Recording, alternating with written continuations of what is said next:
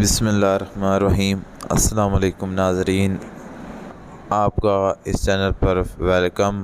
अगर आप इस चैनल पर नए हैं तो आपसे गुजारिश है कि हमारे चैनल को सब्सक्राइब करें और दोस्तों के साथ शेयर करना मत भूलें।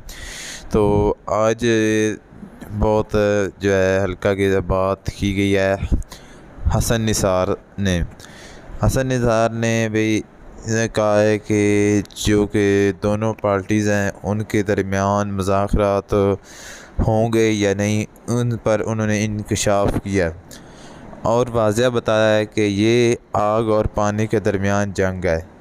जिस तरह आग जो है पानी यानी कि पानी जो है आग को बुझा देता है, तो जो कि पीडीएम हुकूमत है ये पीटीआई के साथ चाहती नहीं है कि हमारे इनके साथ मुज़ाकरात हों।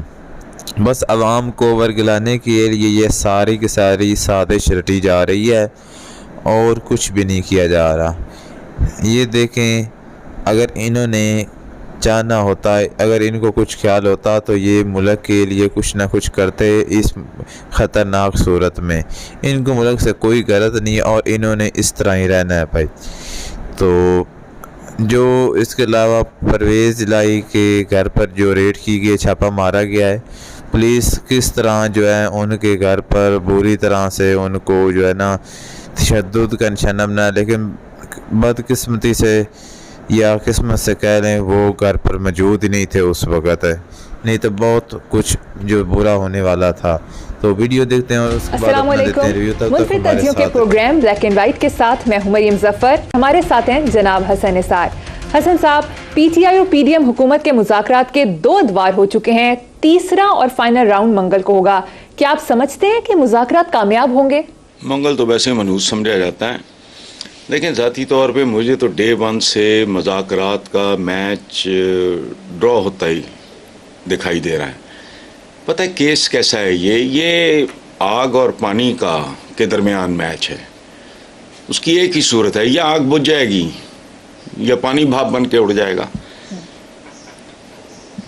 मुझे आप एक बात बताओ कि एक बंदा जो 10 दिन का, 12 दिन का, 15 दिन का भूखा हो, क्या दुनिया की कोई ताकत, कोई मंतक उसको कन्विंस कर सकती है कि तुम्हारा पेट भरा हुआ है? अच्छा, सूरत हाल क्या है? पीटीआई इलेक्शन चाहती है, ये जो पीडीएमए हैं ये इलेक्शन से भाग रहे हैं, इनके लिए मौत है, इनकी सियासी मौत है।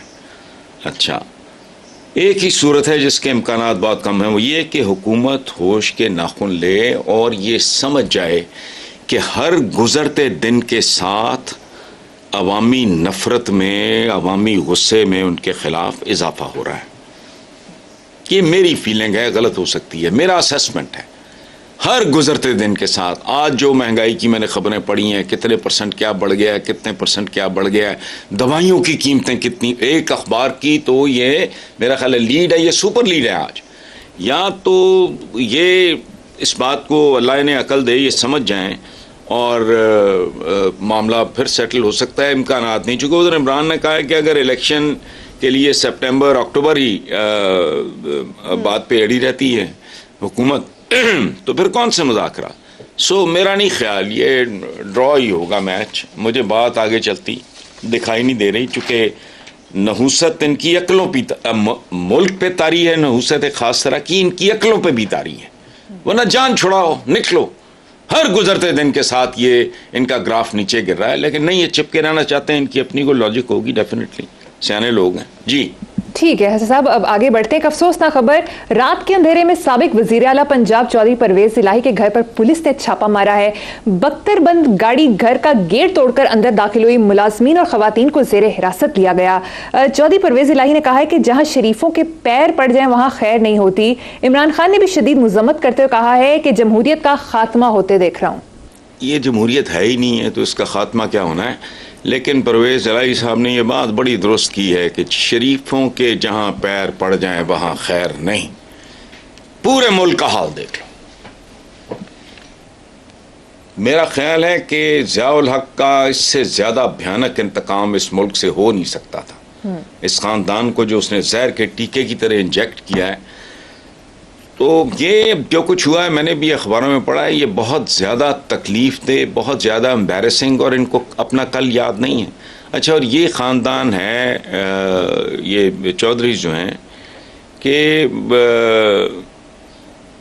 इन्होंने कभी भी किसी के साथ इस किस्म की कम अज़ कम हुदूद से तजावुज़ करना, इस हद तक जाना, तो बाकी 13 का हिंसा है ही मनहूस। ये 13 के 13 जो है, मईशत से लेके सियासत तक जैसी नहूसत इनके होते हुए तारी हुई है, खुदा की पनाह, हमने तो सारी ज़िंदगी नहीं देखा।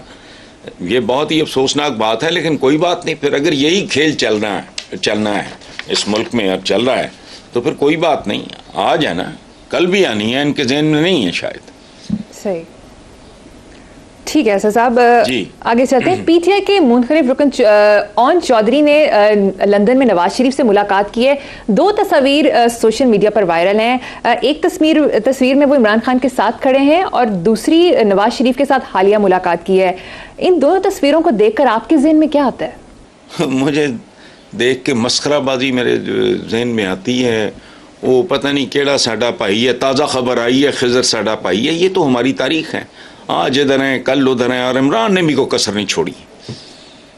अब्दुल अलीम खान से लेके आप जहांगीर तरीन तक, चौधरी सरवर, कैसे कैसे लोग, और वो जो अपना क्या नाम है उनका, जो पीपल्स पार्टी में वापस चले गए, नदीम अफजल, चांद साहब, कोई अच्छा कोई खूबसूरत बंदा है इन्होंने अपने इर्द गिर्द छोड़ा नहीं। अच्छा, ऑन भी बिल्कुल भाइयों की तरह, ताबेदार बच्चों की तरह, बेटों की तरह। इस तस्वीर में मुझे वही नज़र आया है। यहाँ वो एक बरखुरदार के तौर पे खड़ा दिखाई दे रहा है, नवाज शरीफ के साथ वो एक सफ़ीर के तौर पे खड़ा दिखाई दे रहा है। Proper hell of a difference. लेकिन कितनी अजीब बात है, कितनी दर्दनाक बात है। और बात सुनो, हमारे यहाँ बदनसीबी की इंतहा ये है, और शर्माता भी कोई नहीं, सोचता भी कोई नहीं। हमारे यहाँ कहते हैं नवाज शरीफ दी नून लीग, जरदारीज की या भुट्टोस की पीपल्स पार्टी, नवाज शरीफ की नून लीग, क्या दुकान है उसकी? ये शॉपिंग मॉल है जरदारीज का और भुट्टोस का, वहां बिल्कुल उलट होता है।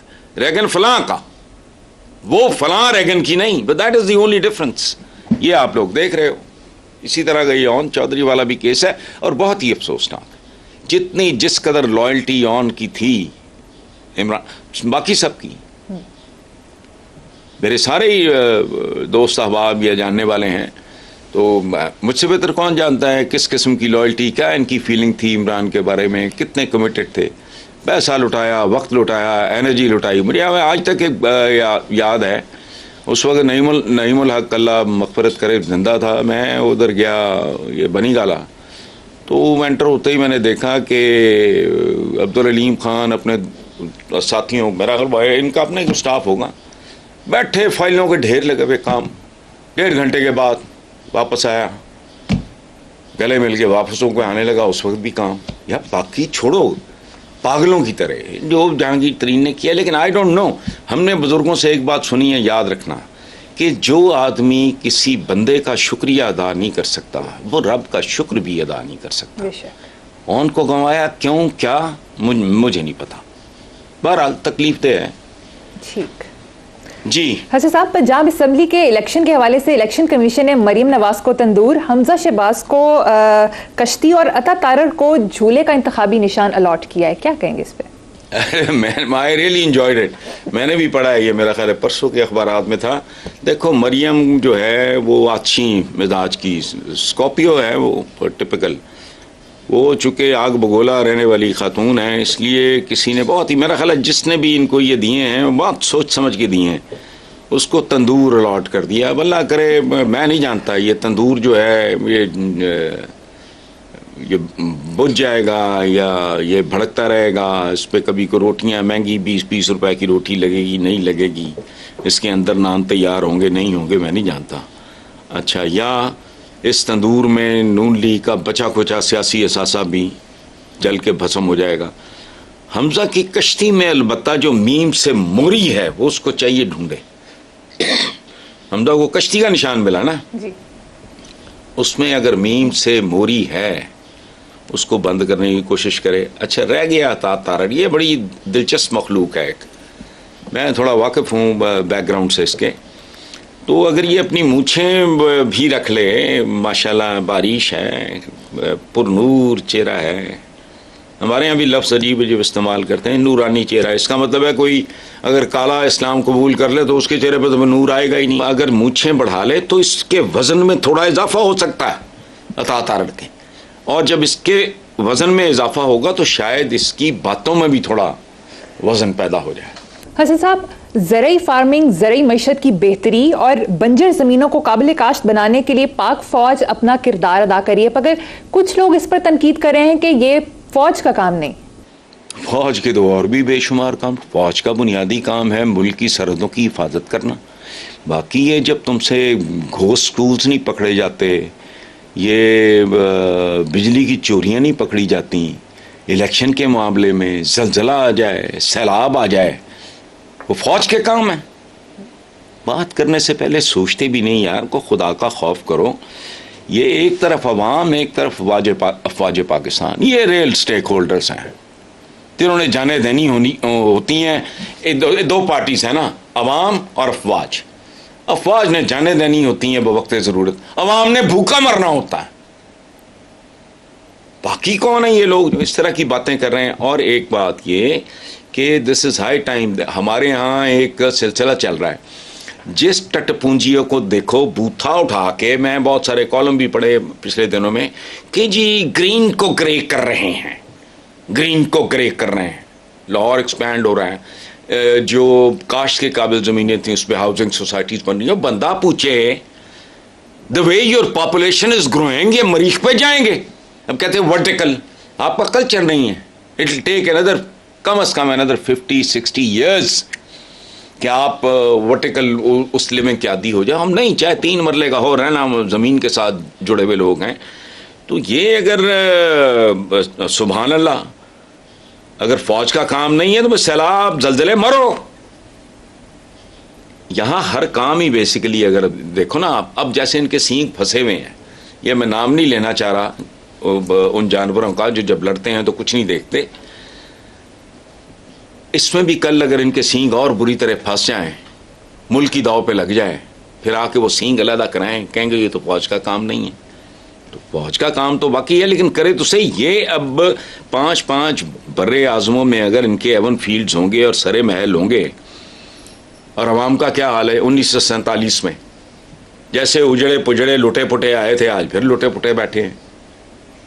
मैंने पहले भी बताया था आपको, करतार सिंह एक फिल्म देखना बड़ी खूबसूरत, सैफुद्दीन सैफ साहब की, अज मुक गई है गमा वाली शाम।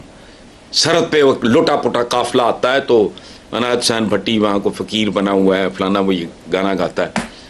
तो मैं आज भी जब कभी उसका सोचता हूँ, मैं कहता हूँ किधर मुक गई है गमा वाली शाम। कुछ भी नहीं, रात शुरू हो गई है, शाम ख़त्म हो गई है तो रात शुरू हो गई है। तो अब अगर फ़ौज इधर को कंट्रीब्यूट करना चाह रही है, इनको पता नहीं क्या है, पता नहीं जी। ठीक है हसन साहब, ISPR की प्रेस ब्रीफिंग में बताया गया है कि पाकिस्तान में 50 लाख अफगान मुहाजिरीन मौजूद हैं। सवाल यह है कि वो यहाँ कर क्या रहे हैं? वो बरादर एक ठेका लिया हुआ है, पाकिस्तानियों ने कोई ठेका लिया हुआ। पाकिस्तानियों की तो खैर औकात क्या है, पाकिस्तान के जो करते धरते हैं उनको ठेके लिए हुए बरादर। वो जैसे कल परसों, कल की बात है, पता नहीं वो नवाज शरीफ का देर एक तस्वीर में परोए हुए हैं। क्या है कि तस्वीर सारी तारीख उठा के देख लो, अनपढ़ इतने हैं, जानते कख नहीं। और मुगलों ने तो बाप नहीं छोड़े, भाई नहीं छोड़े, बेटे नहीं छोड़े, भतीजा नहीं छोड़े। औरंगजेब के दरबारियों ने कहा, दारा शिकोह का बेटा Salman Shikoh was very handsome. Aurangzeb ने उसको कई साल के बाद देखा था तो he was shocked, he was such a handsome boy. दरबारियों ने कहा सुनो ना, सांप की औलाद है, नहीं छोड़ने। एकदम एक में परोए हुए, और हम तो एक गली में एक तस्वीर में नहीं परोए हुए। हमारी तो नमाजों के औकात नहीं मिलते, बैठ के डायलॉग मार रहा है वहां, हम एक तस्वीर में परोए हुए। ये देखो, ये जो बरादर है ना, बरादर, इन बरादरों ने क्लशनकोफ कल्चर से लेके हेरोइन स्मगलिंग, कब्जा माफिया। और बात सुनो, चंद हफ्ते पहले मैंने पढ़ा है कि पिंडी में ये जो है ना, ये बरादर, इन्होंने एक रेडी माफिया बनाया है जो पुलिस को जूते की नोक पे नहीं लिखता। बहुत सारे और हमारे पंजाब के अर्बन सेंटर्स हैं, याद रखना, जहां इनकी तादाद, अंधे, लंगड़े, लूले, पागल लोग, इसकी वो कीमत अदा करनी पड़ेगी, इसके वो भयानक नताइज निकलेंगे कि याद करोगे। लेकिन नहीं, मैं चाइना के हवाले से एक बात करता हूं अपनी तमाम तर हमदर्दियों मोहब्बत के बावजूद, कि याद रखना सुपर पावर हजारों मील दूर मां नहीं, ये नेक्स्ट डोर है। और तगड़े हो जाओ ब्रादर ब्रादर, आपका तो आपस में नहीं है। ये जो कहते हैं ना कि शहद से मीठी, तो पता नहीं क्या डायलॉग बाजियां, सवाए ये तराने तरुने शेर और शायरी की, तो बोगस बात है। बाकी सारी कोई शय नहीं होती शहद से मीठी, और समुद्रों से गहरी, और पहाड़ों से हिमालय से ऊंची। बंदे का होता है अपना, अपनी हैसियत होती है, जान पैदा करो। अब ये जो कुछ लाहौर, पिंडी, कराची वगैरह में तो इसके प्रोमोस चलना शुरू हो गए। अफगान बरादरान, कभी तारीख ही उठा के देख लो। बात सुनो, एक वक्त आया था जब एक, मुझे टर्म नहीं याद आ रही, हिजरत दारुल पता नहीं क्या करार दिया गया था, दारुल हर्ब। शाबाश मरियम, वाह, आपने मेरी भी और अपने दादा की भी लाज रख ली, सुभान अल्लाह। देखो बुढ़ापे में ना आप जैसे बच्चों की सपोर्ट कितनी कीमती होती है। दारुल हर्ब करार दिया गया था, लोग अपना सारा कुछ बेच बांट के निकल गए, तन पे कपड़े नहीं छोड़े इन बिरादरान ने। ना तारीख से वाकिफ हैं, बातें करना शुरू कर देते हैं। अपना आप संभालो है, सारे जहां का दर्द हमारे जिगर में है, अरबों का भी दर्द हमारे जिगर में है, उनका जिगर ही नहीं है। कश्मीर बनेगा पाकिस्तान, पहले पाकिस्तान को तो पाकिस्तान बना लो यार, को खुदा का खौफ करो। को बंदा बात करते हुए सोच ही लेता है। एक आदमी टुंडा हो, बाजू कटे हुए, दूसरा आदमी गठरी उठा रहा हो, कहेगा ठहर ठहर ठहर ठहर, मैं भी आके तेनू हाथ पवाना। एवं खाम खा हवाइयाँ दुलतियाँ झाड़ते रहते हैं हवा में। तो ये अफगान महाजरीन का पता लग जाएगा, हम नहीं होंगे, लेकिन देखना 25-30 साल के बाद तमाशा क्या होता है। और याद रखो उनका एक खास किरदार है, तारीख में दर्ज है, और किताबें मैंने नहीं लिखी वो। जी ठीक है हसन साहब, अब कुछ बात महंगे हज पैकेज की कर लेते हैं। महंगाई और डॉलर के बढ़ते रेट की वजह से सऊदी अरब को 8,000 का कोटा वापस कर दिया गया है। पाकिस्तान में पहली मर्तबा ऐसे हुआ है कि महंगे हज की वजह से बहुत सारे लोग हज से महरूम हो गए हैं। देखो बात सुनो मरियम, कोई खुदा का खौफ को दिल पे कुछ सोच के बंदा बात करता है। हज जो है वो जिसकी इस्तात नहीं है वो ना करे। देखो और एक और बात तो सुन लो, जब उनकी इनायत होती है, जब उनकी करामत होती है, काबे नहीं जाते परवाने, काबे को बुलाया करते हैं। क्या बात करती हो, नहीं अफोर्ड कर सकते ना जाओ भाई, लोग भूखे मर रहे हैं। 20 रुपए का नान, 10 रुपए की, 20 रुपए की रोटी, पता नहीं क्या, कल ही बात कर रहे थे जी। तो नहीं हो रहा तो ना सही भाई, जरूरी तो नहीं है। इस्तात अगर नहीं है या रेंज से निकल गया है, कल आप एक खास ब्रांड की गाड़ी खरीद सकते थे, अब आप वो नहीं खरीद सकते, अब निचले दर्जे की खरीद लो वरना पैदल गुजारा करो। ये क्या बात हुई? अगर कोटा वापस कर दिया, मुल्क का हाल तो देखो, नहीं जा सकते। अच्छा हमारे यहाँ खुदा का खौफ करें, बुलावा आया है, ये बुलावे इतने नवाज शरीफ को ही क्यों आते हैं, ये मुझे बताओ। अब ये फैसला तो पता नहीं रोज़े महशर होगा कि बुलावे होते हैं कि पेशियां होती हैं। नहीं हो सकता ना सही भाई। यहाँ हाजी अलहाज, मैं कहीं पढ़ रहा था, उसने कहा कि जाकर भी हो हज करके आया तो वो उसने कोई दुकानदार का कर्ज देना था, तो दुकानदार कहता है मैं बड़ा खुश हुआ कि जी ये हाजी बन के आ गए हैं, अब तो मेरा कर्ज वापस कर देंगे, मैंने इतना इनको उधार दिया है। तो आया, वो कहता है नहीं पैसे तो देखी जाएगी, मेरा जो खाते पे मेरा नाम लिखा है उसके साथ अल हाजी लिख दो। With this kind of mentality नहीं होता तो कोई बात नहीं, खैर है। ये काबे नहीं जाते परवाने, काबे को बुलाया करते हैं। अब ये बात खोपड़ी में घुसनी नहीं है। बहुत से लोगों का रिस्क इसके साथ वाबस्ता है। जी हसन साहब, मुझे यहाँ पर एक छोटी सी ब्रेक लेनी है, देखते रहिए black and white. Back. Hasan साहब, महंगाई की वजह से लोगों को अपने बच्चों को तालीम दिलवाना भी नामुमकिन हो गया है। स्कूलों में ड्रॉप आउट की शरह काफ़ी हद तक बढ़ गई है। निजी स्कूलों की बढ़ती फीसों की वजह से अब वालिदैन ने अपने बच्चों को सरकारी स्कूलों में दाखिल करवाना शुरू कर दिया है। देखो बड़ा, इसके बेशुमार एंगल्स हैं। हमारे पे जो नहूसत छाई हुई है, इधर से पकड़ो उधर से निकल जाती है, उधर से पकड़ो इधर से निकल जाती है। देखो बात सुनो, पहली बात तो ये है कि जो हमारे पोस्ट ग्रेजुएशन किया हुआ, ऑनर्स किया हुआ, एमफिल किया हुआ, वो हज़ारों लाखों वो बेकार फिर रहे हैं।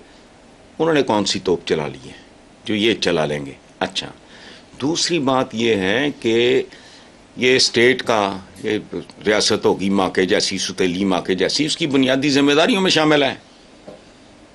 तब भी मैंने यही कहा था, बिल्कुल फजूल बात है, ये सुतीली माँ के जैसी रियासत है। ठीक है, अभी इसको माँ बनना है।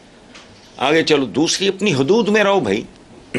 और याद रखना, बच्चे के साथ दुश्मनी होती है अगर अपनी हदूद से तजावज़ करके आप उसको एक ऐसे स्कूल में पढ़ा रहे हो जो आप पेट काट के, पेट तो भरो बच्चों का, पेट काट के तालीम नहीं, रहने दो। हमारे ज़माने में बेशुमार सिविल सर्विस में जो लोग आते थे वो टाट स्कूलों के पढ़े होते थे।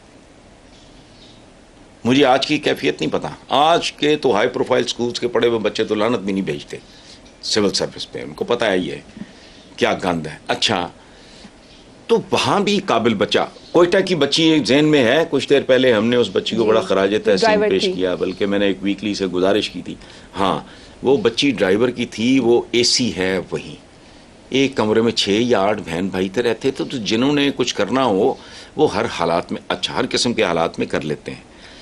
बाकी ये अपनी औकात से बढ़ के जाना महंगे स्कूलों में, बच्चा काबिल हो। ये जो आजकल ये ढोंग बहरूपिये नए किस्म के आए हैं मोटिवेशनल स्पीकर्स, तो इंसानी तारीख में जितना बड़ा आदमी है उसके पीछे कोई मोटिवेशनल स्पीकर नहीं था। ये अंदर से, ये आग अंदर से निकलती है। सादकैन को किसने बताया कि वो बहुत बड़ा पेंटर बनेगा? कोई तो फॉर्मल ट्रेनिंग ही नहीं थी। मोहम्मद रफ़ी साहब, हज्जामों के बेटे, Who told him? So ये नहीं होता। ये हमारे मसलन क्रिकेटर्स हैं, ये वो, मैं तो इनको भी एंटरटेनर ही समझता हूँ। कौन बताता है इनको? अंदर एक आग होती है। माँ बाप को चाहिए अच्छे वक्तों की दुआ करें, जो कर सकते हैं वो करें।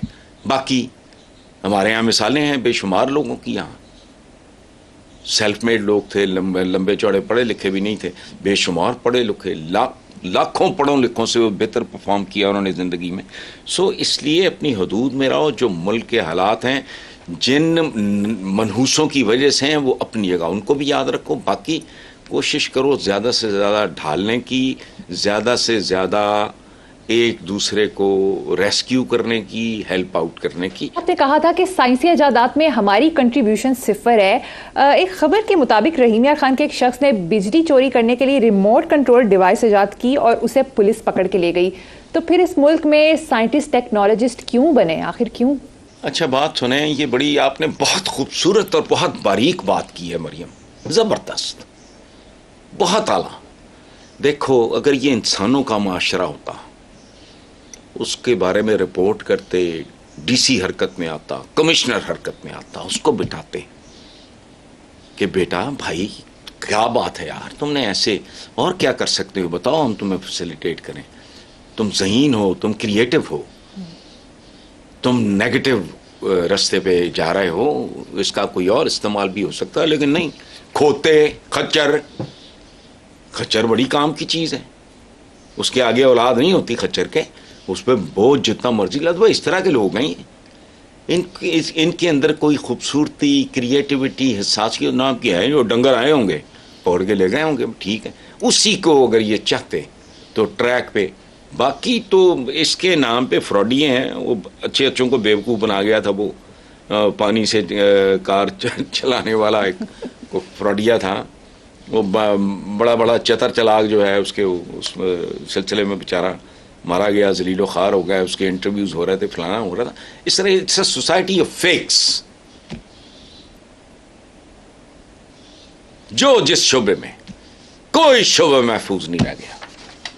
जिधर उठा के देख लो, वार तातिये ठग, ग्रुप्स की शक्ल में अब एक नया कल्चर आ गया है, ग्रोहों की शक्ल में वारदातें करते हैं, ऑपरेट करते हैं। कहाँ कहाँ कैसे, मैं आहिस्ता आहिस्ता मैं स्लो मोशन में अपनी बायोग्राफी लिख रहा हूँ। अगर अल्लाह ने मोहलत दी ठीक है, वरना वो कौन सा कोई ऐसा ढंग का काम है। आप आगे चलो। ठीक है ऐसा साहब, आपका मूड ठीक करते हैं। मैंने एक बहुत इंटरेस्टिंग वीडियो सोशल मीडिया पर देखी है, आप भी वीडियो देखें फिर इस पर बात करते हैं।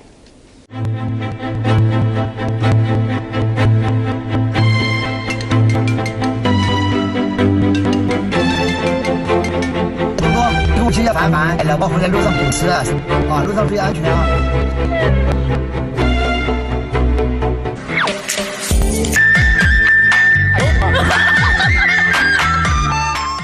मरियम एक्सेलेंट, ज़बरदस्त। आज तो मुझे लग रहा है मैं आज का प्रोग्राम आपकी कसीदा गोई के अलावा रह ही नहीं गया। पहले हमारे एक बुजुर्ग सूफी शायर की सुभान अल्लाह शायरी सुने। राती जागें करें इबादत, राती जागण कुत्ते तेथी उत्ते, खसम अपने दा दर ना छड़ दे, भावें वज्जन जुत्ते तेथू उत्ते। बुल्ले शाह कोई रख्त विहाज लै, नहीं ते बाजी लै गए कुत्ते तेथी उत्ते। ये जो वीडियो है क्या बात है, ये इंसानी माशरा कुत्तों को भी इंसानों से बदतर बना सकता है, हम जैसे लोगों से। क्या तरबियत है, क्या एहसास से जिम्मेदारी है। उस प्यारे से डॉगी को देखो तुम, एक तो क्या बात है, बहुत क्यूट। एहसास से जिम्मेदारी देखो, और फिर उसकी वफादारी देखो, उसकी एहतियात देखो, उसका कॉन्फिडेंस देखो कि अपने मालिक के साथ बैठ के वो टांग पे टांग रख के वो क्या जूस पी रहा है, क्या कर रहा है। क्या बात है। हमारे यहां 75 साल में ये मनहूस 75 साल में अपने बच्चों को, अपने अवाम को सड़क अबूर करना नहीं सिखा सके, गाड़ी की पार्किंग नहीं सिखा सके। ये लोग इतनी तमीज अपने लोगों को नहीं दे सके कि एम्बुलेंस की आवाज सुनते ही उसको रास्ता दो। हम तो इनसे, मैंने कहा ना, कुत्ते तेती उत्ते, ये उनसे भी बदतर लोग हैं। और ये एक ऐसी वीडियो है जिसे देख के अगर इंसान, जिसके सीने में दिल होगा ना, वो हंसेगा कम, रोएगा ज्यादा। आप यकीन करो, मैं इर्द गिर्द देखता हूं तो मुझे तो ऐसे बंदे दिखाई नहीं देते। The way this little doggy has behaved, सुभान अल्लाह। सारी सिफतें देखो, उसकी ग्रेस देखो, उसकी स्मार्टनेस देखो, उसका एहसास जिम्मेदारी, उसकी वफादारी, उसका एतमाद, फिर वो जूस भी पी रहा है। फर्क है, अगर हुक्मरान चाहें वो इंसानों को तरबियत ना दे सकें, इन बेहिस्सों ने, बदमाशों ने ये चाहा ही नहीं। और उसकी वजह क्या है, ये अवाम को अगर प्रॉपर तालीम देते, शऊर देते, सबसे पहले अवाम इनके गिरेबान पकड़ के इनको चिपेने मारते। ये वोट लेने जाएंगे, वो आगे से ठुड्डे मारेंगे कि दबा ले यहां से, रोटिए। चलो ठीक है साहब, प्रोग्राम में शामिल करेंगे एक ब्रेक, देखते रहिए black and white. Come back. Hasan साहब, नासा की जेम्स वेब टेलीस्कोप ने 70 करोड़ साल कबल शुरू होने वाले खलाई तसादुम का मंजर अक्सबंद कर लिया है। What A remarkable discovery. उनकी तो रोज रिमार्केबल। आप उधर बैठे हो ऑफिस में, मैं अपनी स्टडी में बैठा हूं, हम बात कर रहे हैं। क्या ये रिमार्केबल नहीं है? क्या हम बत्ती बाल के बनेरे उत्ते रखनी है, कल तक दी औकात थोड़ी, आज यूं हाथ बत्ती जल जाती है, रिमार्केबल नहीं है? गैस, ये सारा कुछ, उनका सब कुछ ही रिमार्केबल है, हमारा सब कुछ ही शर्मनाक है। जिन्होंने आपको 70 करोड़ साल पहले के खलाई तसादुम की तस्वीरें दिखा दी हैं, वो आपको 70 करोड़ साल बाद का मंजर भी दिखा देंगे। टाइम एंड स्पेस जो है ना, ये एक कहानी और तरह की है। तो इसलिए अगर अपनी इज्जत बचानी है, जो मुझे अब बचती नज़र नहीं आती, क्योंकि पहले कौमों के दरमियान होता था 150 साल का फासला, अब एक साल में 100 साल वो हमसे आगे जा रहे हैं। पहले होता था सौड अगेंस्ट सौड, नेज़े के बदले नेज़ा, घोड़े के आगे घोड़ा। अब कहानी और है, ये 70 करोड़ साल इधर क्या है? हमने कुर्राए अर्श का कमी भी नहीं रहना। उन्होंने जो टमाटर उगाए थे खला में, वो उनका केचप बना रहे हैं। हम और आप कौन से टमाटर खा रहे हैं जिनमें गलाजत से भरपूर पानी से जो इरिगेट किया जाता है? ये फ़र्क है बीबी, अकल करो। इस वक्त 2 अरब 50 करोड़ से ज़्यादा दुनिया का दूसरा बड़ा मज़हब है, तो अपनी तादाद पे शर्म करो, अपनी परफॉर्मेंस का मुवाजना करके। तादाद कम, इस्तेदाद ज़्यादा। लेकिन मेरा ज़ाती ख्याल ये है कि अब ये इतना बड़ा गैप हो चुका है हमारा और महज़्ज़ब कौमों का। देखो बात सुनो, कहते हैं कि रब्बे ज़िदनी इल्मा, रब मुझे इल्म दे। कहा चीन जाओ, तो चीन दीनी इल्म के लिए जाना था, कोई शर्म नहीं। कहते हैं ये दीनी है ये गैर दीनी है। वो खुदाया इसकी सदा मिल रही है। कोई गैर दीनी इल्म हो सकता है? मुझे सिर्फ ये बता दो। इल्म परिंदों के बारे में हो, जियोलॉजी पत्थरों के बारे में हो, समुद्रों के बारे में हो, खला के बारे में हो, खालिक तो एक है। हमारे जिस्मों के बारे में हो, पौधों पत्तों के बारे में हो, मौसमों के बारे में हो, ये गैर दीनी कैसे हो गया भाई? बर्बाद करके रख दिया इन्होंने। ये मनहूस वहां से शुरू हुआ, शेखुल इस्लाम खिलाफत उस्मानिया से। ये मनहूस पहली बार मेडिकल कॉलेज बना, कहा नहीं यहां तो मसला होता है, वो डायसेक्शन को बांध, छापा खाना लगा, जलील खार हो गए हमेशा के लिए, सदियों पीछे चले गए। आज कहते हैं ये गैर दीनी। ओ भाई, बदर के बाद जब हुक्म हुआ कि कैदी जो गरीब हैं वो नहीं दे सकते, तो हमारे बच्चों को पढ़ा दें, तो बच्चे क्या उनको दीनियात पढ़ा रहे थे?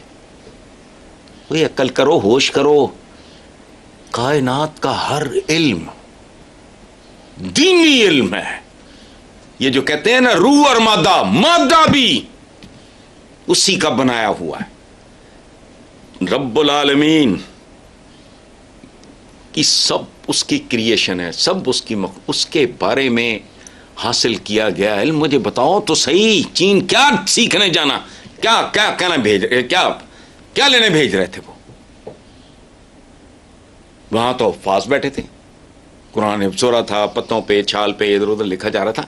क्या करने जाना था वहां? जिंदगियां कदम कदम पे उनके दिए हुए उलूम की मोहताज हैं, शर्माते भी नहीं, खाते भी हैं, गुर्राते भी हैं। हालांकि गुर्राने से कोई फर्क नहीं पड़ता, हम नहीं तस्लीम करते, ना करो तस्लीम भाई,